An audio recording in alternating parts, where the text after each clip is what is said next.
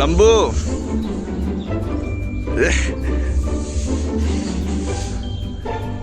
ஒரு எம்எஸ்சி கிராஜுவேட்டர்னா எப்படி பண்ணிட்டாங்க? ஒரு எம்எஸ்சி கிராஜுவேட் பெருக்கி நிற்கிறான், அதை ஒரு பிகாம் ட்ராப் அவுட்டு வீடியோ எடுத்துகிட்டு இருக்கான். எங்களுக்கு என்ன தலையெழுத்தா இப்படிலாம் செய்யணும்னு. பட் இந்த வேலை எங்களுக்கு தேவைன்றதோட எங்கள் குடும்பத்துக்கு ரொம்ப தேவை. தெளிவாக சொல்கிறேன் மை டியர் காம்ரேட்ஸ், எஸ்எஸ்சிஜிடிக்கு நீங்கள் இப்போல்லாம் எக்ஸாம் எழுதிட்டு காத்துட்டு இருப்பீங்க. ரிசல்ட் எப்போ வரும், ஃபிசிக்கல் எப்போ வரும், வேலைக்கு போகலாமா வேணாமா, இது நமக்கு ஒர்த்தா, இல்லை நம்மளால் இன்னும் பண்ண முடியுமா, எனக்கு டேட்டூலாம் இருக்குது, இந்த மாதிரி நிறைய சில்லியான கொஸ்டினுக்கெலாம் நான் உங்களுக்கு பூமர் மாதிரி இங்கே உட்காந்துட்டு ஒரு man to man or man to உமனாக உங்களுக்கு பூமர் மாதிரி நான் அட்வைஸ் கொடுக்க போகிறேன் மை டியர் காம்ரேட்ஸ். சரி வாங்க ஆரம்பிக்கலாம். Let's role the intro.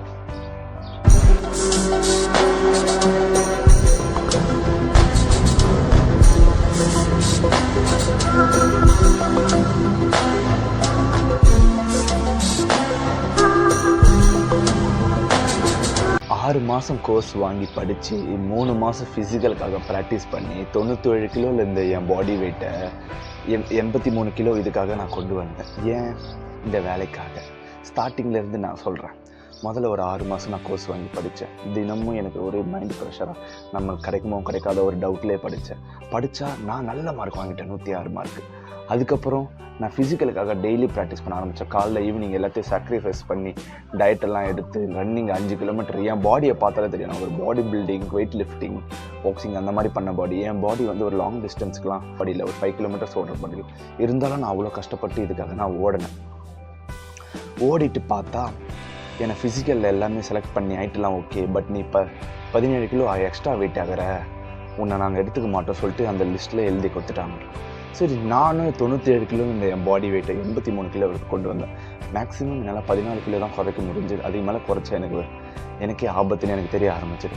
இதை பார்த்து என் டாக்டர், நீ இவ்வளோ வெயிட்டு கம்மி பண்ணதே பெரிய விஷயம், உன்னை நான் அப்பாயின்மெண்ட் பண்ணுறேன். நான் அதுக்கு முன்னாடி இன்னொரு விஷயம் சொல்கிறேன். நான் வெயிட்டு கம்மி பண்ண எனக்கு அப்போ தான் என் ரைட் லெக்கில் இருக்கிற வெரிகோஸ் வெயின் வெளியே தெரிய ஆரம்பிச்சிது.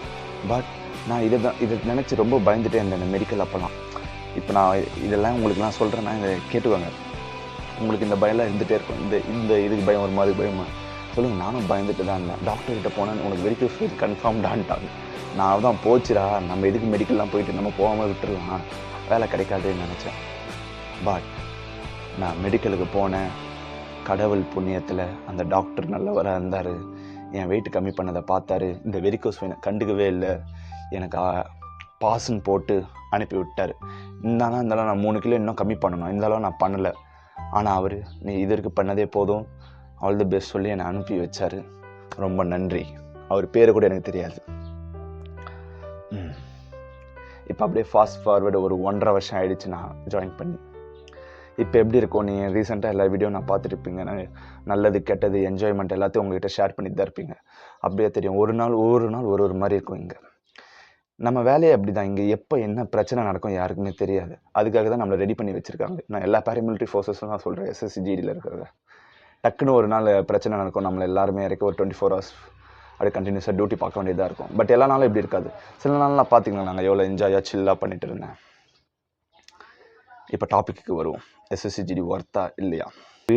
வீட்டில் ஃபினான்ஷியல் சுச்சுவேஷன் நல்லா இருந்தால், அதாவது அப்பா அம்மா நல்லா சம்பாரித்து வச்சுருந்தா, உங்களுக்கும் டைம் கொடுக்குற மாதிரி இருந்தால், இங்கே இது என்ன சொல்கிறது, காசு இருக்கிறவனுக்கு இங்கே டைம் நிறைய இருக்குது, ஆனால் காசு இல்லாதவனுக்கு டைமே இல்லை. இப்போ இந்த ஜாப் உனக்கு கிடச்சி நீ வரலாமா வேணாமா யோசிச்சுட்டு இருப்பேன்.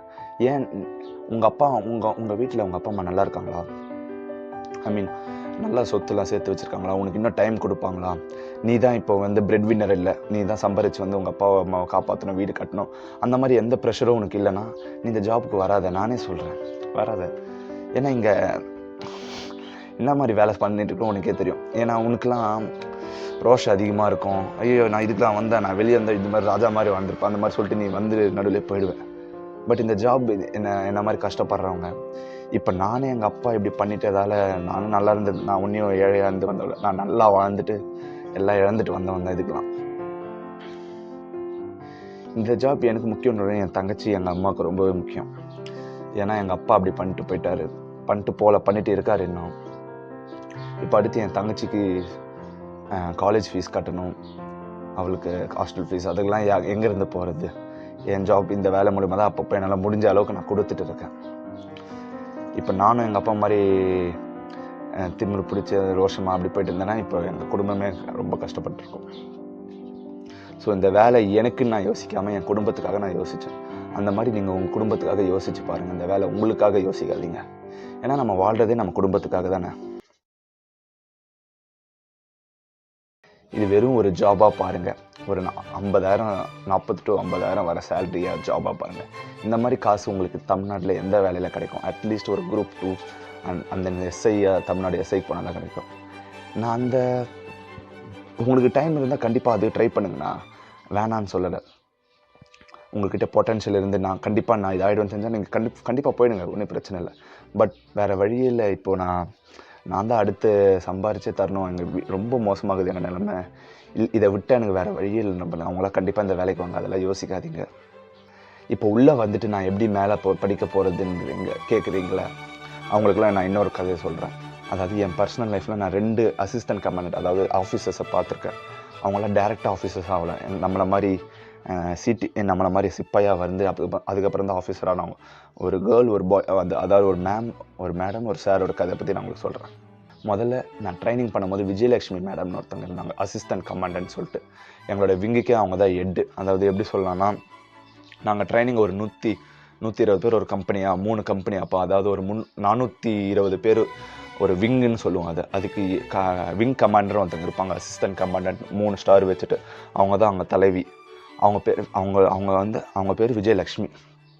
அவங்க வந்து தமிழ் நம்ம ஊர் சைடு தான். எங்களுக்கு ஸ்டார்டிங்கில் தெரியல, அப்புறம் போக போக எங்கள் கூட நாங்கள் தமிழ் கல்ச்சுரல் டான்ஸ்லாம் ஆட எங்களை தமிழ் தெரிஞ்சோடனே எங்கள் கூட தனியாக வந்து பேசுவாங்க.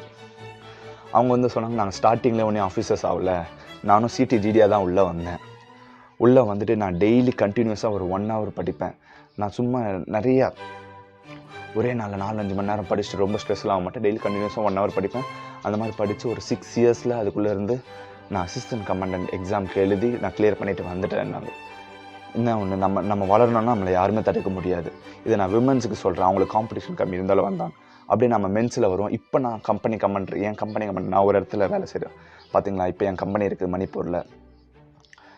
எங்கள் கம்பெனி கமாண்டர் சைலேந்தர் குமார் சார்னு சொல்லிட்டு, சைலேந்தர் குமார் சார் பீகார்காரர். அவர் வந்து ஸ்டார்டிங்கில் வரும்போது சிடிஜிடியாக கூட வரல, ட்ரேட்ஸ்மேனாக வந்தார், குக்காக வந்திருக்காரு. அவர் வந்து அப்புறம் எஸ்ஐ எக்ஸாம் எழுதி எஸ்ஐ ஆகிட்டார். அதுக்கப்புறம் எஸ்ஐலேருந்து கண்டினியூஸாக படித்து ஒரு 6 or 7 yearsல எஸ்ஐலேருந்து ஒரு 7 years படித்து அசிஸ்டன்ட் கமாண்டன்ட் எல்டிசி கிளியர் பண்ணி இப்போ எங்கள் கம்பெனி கமாண்டராக இருக்குது. அவரோட ஸ்டோரிலாம் கேட்கும்போது இவங்களால தான் எனக்கு இன்ஸ்பிரேஷன். இப்போ நான் உங்களுக்கு இன்ஸ்பிரேஷன் ஆகும்போது எனக்கு இவங்க இன்ஸ்பிரேஷனாக இருப்பாங்க. இப்போ எனக்கு இன்ஸ்பிரேஷன் ஆகிற உங்களுக்கு எல்லாருக்குமே இன்ஸ்பிரேஷனாக இருப்பாங்க. நம்ம முன்னேறணும்னா நம்மளை தடுக்கிறதுக்கு இங்கே யாருமே இல்லை, எந்த ஃபோர்ஸாக இருந்தாலும் சரி. நான் ஸ்டார்டிங்கில் சொன்ன மாதிரி என்னை ஒரு 2 நாள் ரொம்ப கொடுமைப்படுத்தினாங்களே அந்த வேலையில். ஆனால் இப்போ போக போக எனக்கு பழகிடுச்சு. இந்த ஜாபோட நேச்சர் என்ன தெரிஞ்சிருச்சு. அவங்க கொடுமைப்படுத்தலை, இந்த ஏரியாவுக்கு ஏற்ற மாதிரி நம்மளை மாற்றிக்க வேண்டியதாக இருக்குது, அளவுதான். இது ஒரு டிசிப்ளின் லைஃப். வெளியே இருக்கவங்களாம் இந்த சிஎஸ்எஃப் வராதிங்க, ஐடிபிபி வராதிங்க, அந்த மாதிரி கேள்விப்பட்டிருப்பீங்க. அப்படியே அவங்க இன்னும் அந்த வேலையில் இருக்காங்க. அதை கேட்க வேண்டியதானே, நீங்கள் வராதிங்க சொல்கிறீங்க, நீங்கள் இன்னும் இந்த வேலையில் இருக்கீங்க. நம்மளால் இன்னும் நிறைய பிரச்சனை போயிட்டு தான் இருக்குது. ஒன்ஸ் உள்ளே வந்துட்டு உங்களுக்கு ரொம்ப பிரச்சனையாக இருந்ததுன்னா, இது நிறைய சோல்ஜர்ஸ்க்கே தெரியல. எனக்கே கொஞ்ச நாள் முன்னாடி தான் இப்போ தான் தெரிய வந்தது. இந்த சூசைட் கேஸ்லாம் போக போக தான் இந்த புதுசாக இனிஷியேட்டிவ் சிஆர்பிஎஃப் தரப்புலேருந்து கொண்டு வந்தாங்க. இந்த மாதிரி எல்லா பேராமிலிட்ரி ஃபோர்ஸஸ்க்கும் கொண்டு வந்துட்டாங்க. ஆனால் அது இன்னும் அவேர்னஸாக இல்லை. இப்போயும் நான் இன்னொருத்தன் கதை சொல்கிறேன். நான் ட்ரைனிங் பண்ணும்போது ஒரு எம்பிக்காரன், அவன் டிகிரிலாம் வச்சு நல்லா வந்துட்டான், உள்ளே வந்துட்டான் எஸ்எஸ்சிஜிடிக்குள்ளே. 1 வாரம் ட்ரைனிங் பண்ணால் அவனால் இந்த நேச்சர் ஆஃப் த ட்ரைனிங் அவனால் தாங்க முடியல. நல்லா வெயிலில் நல்லா போட்டு உருட்டி இருக்குது, ரன்னிங் அந்த மாதிரி கஷ்டத்தெல்லாம் அவனை தாங்க முடியல. அவன் என்னை விட்டுருங்க சார், நான் வீட்டுக்கு போகிறேன்னு சொன்னால் அவனை விடலை. அவனை வச்சு நல்லா செஞ்சாங்க. ஏன் ஆஃபீஸர்ஸ் சைடில் இங்கே மேலே இருக்கிற இந்த ஹவில்தார் சொல்கிறவங்க, அதுக்கப்புறமா இந்த எஸ்ஐ இன்ஸ்பெக்டர் அவங்களாம் வந்து பையன் இப்படி தான் ஸ்டார்டிங்கில் சொல்லுவான், போக பழகிடும். அவன் கடைசி வரைக்கும் இல்லை சார் என்னை விட்டுருங்க, நான் போகிறேன்றான். அவன் என்ன பண்ணான், அதுக்கப்புறமா இவங்ககிட்டலாம் கெஞ்சலை, டேரெக்டாக டிஜி நம்பர், அதாவது செக்டருக்கு மொத்தம் சிஆர்பிஎஃப் நான் சொல்கிறேன், சிஆர்பிஎஃப் பொறுத்த வரைக்கும் மொத்தம் 7 டிஜி இருப்பாங்க ஒரு செக்டருக்கும். North east, south, west, north west, அந்த மாதிரி நார்த்து, மிடில் செக்டர்னு சொல்லி இந்த மாதிரி 7 செக்டருக்கும் 7 டிஜி இருப்பாங்க. அவங்க 7 டிஜி நம்பர் வாட்ஸ்அப் நம்பர் வந்து எல்லாருக்குமே கொடுத்துருவாங்க. இப்போது நீங்கள் உங்கள் கம்பெனி ரைட்டர் ஆஃபீஸில் போய் கேட்கலாம், இல்லை எங்கே போட்டு கேட்டாலும் உங்களுக்கு அந்த நம்பர் கிடச்சிரும், ஆன்லைன்லேயே போட்டலாம். அந்த நம்பருக்கு டேரெக்டாக ஒரு மெசேஜ் தான் அனுப்பிச்சாங்க வாட்ஸ்அப்பில், எனக்கு இந்த பிரச்சனை சார், என்னை விட மாட்டாங்க. ஆளாக தான் ஒரே மெசேஜ் மறுநாள் காலில் டிஜி ஆஃபீஸ் வந்து டிஏஜி ஆஃபீஸ்க்கு வந்து அந்த மெசேஜ் ஃபார்வர்ட் ஆச்சு. டிஏஜிலேருந்து அடுத்து இங்கே எங்கள் கம்பெனி அங்கெல்லாம் ஃபார்வர்ட் ஆகி அவனை ஒரு 2 நாளே அவனை கிளியர் பண்ணி வெளியே அனுப்பிச்சிட்டாங்க, ஒரு காசும் கட்டாமல். அது 1 வாரம் தான் அவனுக்கு எதுவும் காசு கட்டல. இதே நீங்கள் 3 மாதம் 6 மாதம் ட்ரைனிங் பண்ணியிருந்தீங்கன்னா கண்டிப்பாக காசு கட்டிட்டு தான் போயிருக்கணும். இதே நான் கேர்ள்ஸுக்கு சொல்கிறேன், ஒரு வேளை உள்ளே எதனா உங்களுக்கு செக்ஸுவல் ஹராஸ்மெண்ட்டாக ஃபீல் பண்ணிங்கன்னா, அதாவது உங்கள் சீனியர்ஸ், அதாவது அவல்தார் இல்லைனா எஸ்ஐ இன்ஸ்பெக்டர், இல்லை கம்பெனி சில நேரத்தில் ஓசி டிசி அந்த மாதிரி கூட எல்லா பெரிய இடத்துலேருந்து ஹராஸ்மெண்ட் ஃபேஸ் பண்ணால் கூட நீங்கள் எதுவுமே பிரச்சனை பண்ணாமல் நீங்கள் உங்களை டார்ச்சர் பண்ணிக்காமல் டேரெக்டாக டிஜி நம்பர் எடுங்க, இந்த பிரச்சனை ஆச்சுன்னு இங்கிலீஷ்லேயே டைப் பண்ணுங்கள், இல்லை தமிழ்லேயே டைப் பண்ணி அனுப்புங்க, அவங்க ட்ரான்ஸ்லேட் பண்ணிப்பாங்க. நீங்கள் எதை பற்றி கால் பண்ண வேணாம், இந்த மாதிரி பிரச்சனை சொல்லி மேலே இருந்து அனுப்பிச்சு மொத்தம் அந்த டிஜி செக்டர்லேருந்து ஒரு டீமை வச்சு அந்த இடத்துல என்கொயரி வச்சுருவாங்க. வர நாள்லாம் உங்களுக்குலாம் ரொம்ப மென்டல் ப்ரெஷராக இருக்கும். இல்லை நம்ம ஓடிடுவோமா ஃபிசிக்கல், நம்ம மெடிக்கலில் பாஸ் ஆகிடுவோமா, நமக்கு எதனா குறை வந்துடுமோ, இல்லை நம்ம கஷ்டப்பட்டு நமக்கு டேட்டூலாம் இருக்குது நம்ம கையில், இதெல்லாம் கிளியர் பண்ணிட்டு போயிட்டு அப்புறம் மெடிக்கலில் ஃபெயில் பண்ணி அனுப்பிச்சிட்டாங்கன்னா ரொம்ப வேஸ்ட் ஆகிடுவோம். அப்போல்லாம் ஏன் யோசிக்கிறீங்க? டேட்டூ எடுத்தால் இன்னொரு வாட்டி டேட்டூ போட்டுக்கலாம். ஆனால் இந்த மாதிரி வேலை போனால் திரும்ப அடுத்த வருஷம் உங்களுக்கு கிடைக்குமான பாசிபிலிட்டியே ரொம்ப கம்மி தான். நான் எக்ஸாம் எழுதும் போது எனக்கு கட் ஆஃப் எவ்வளோ வந்தது, ஒரு 60 அப்படி வந்தது. அதுக்கு முன்னாடி 40ன்னு வந்தது, அதுக்கு முன்னாடி 30, அந்த மாதிரி கம்மியாக இருந்தது. இப்போ பார்த்தீங்கன்னா 2018 பேட்ச்லாம் கட் ஆஃப்லாம் ஒரு 40 அப்படி தான் இருந்தாங்க. அதுக்கப்புறம் 2021 பேட்ச்லாம் 60 அப்படி போச்சு. என் பேட்சுக்கெலாம் வந்துடுச்சு ஓபிசிக்கு 80லாம். இப்போ வர பேட்ச்லாம் ஓபிசிக்கெலாம் எங்கே போவோம்னு நினைக்கிறீங்க? நான் பாய்ஸுக்கு சொல்கிறேன், பாய்ஸுக்கு நான் மினிமம் சொல்கிறேன் 18 வச்சுப்போம், 80-85 வச்சுப்போம். கேர்ள்ஸுக்கு வந்து 65+. இது இருந்தால் கண்டிப்பாக வேலை இல்லை. ஆனால் ஃபிசிக்கலுக்கு போகலாம், நீங்கள் மெடிக்கலுக்கு போகலாம். மிராக்கல் ஆப்பன்ஸ், திடீர்னு எது வேணால் நடக்கலாம். நான் அப்பயே நினச்சிருந்தேன், எனக்கு வெரிகோஸ் இருந்து நான் போக மாட்டேன், மெடிக்கல் போகாமல் இருந்திருந்தேன்னா எனக்கு இந்த வேலை கிடச்சிருக்குமா? எல்லாம் மிராக்கலும் நடக்கலாம். அவங்களுக்கு பிரச்சனையே இருக்கட்டும், எவ்வளோ பெரிய பிரச்சனை, அவங்க உள்ளே போய்ட்டு அவங்களே ரிஜெக்ட் பண்ணிட்டு வெளியே வாங்க. அது இன்னும் நம்மளே ஒரு கால்குலேஷன் போட்டு வச்சுக்கிறது, இதுதான் நமக்கு தான் அளவு தான் நமக்கு கிடைக்காதுன்னு சொல்லிட்டு போவோம். வந்தால் மழை போனால் மயிருன்னு அப்படியே போயிட்டு இருக்க வேண்டியது தானே. சிஆர்பிஎஃப் தரப்புலேருந்து நிறைய இருக்காங்க யூடியூப்பில் பேசுகிறதுக்கு. நான் அந்த மிஸ்டர் பட்டாளகரன் சார் இருப்பார், அந்த நம்ம ஜெகன் அண்ணா தமிழ், எஸ்ஐ கணேஷ் சார், அதுக்கப்புறமா பிரவீன் அண்ணா, இவங்களாம் இருக்காங்க நம்ம சிஆர்பிஎஃப் தரப்புலேருந்து பேசுகிறது. பட் அடுத்து இதை தவிர்த்து மிச்ச ஃபோர்ஸ்லேருந்து யாருமே வெளியே வர மாட்டுறாங்க. அது ஏன் தெரியல, சிஆர்பிஎஃப்பில் அவ்வளோ ஃப்ரீயாக இருக்கிறோன்னு வெளியே காமிச்சிக்கிறோமோ, இவங்களெல்லாம் பார்த்தா சிஆர்பிஎஃப்பில் ரொம்ப ஃப்ரீயாக இருக்கிறேன்னு நினச்சிப்பாங்களே, அப்புறம் வேலை கொடுக்க ஆரம்பிச்சிருவானுங்களே.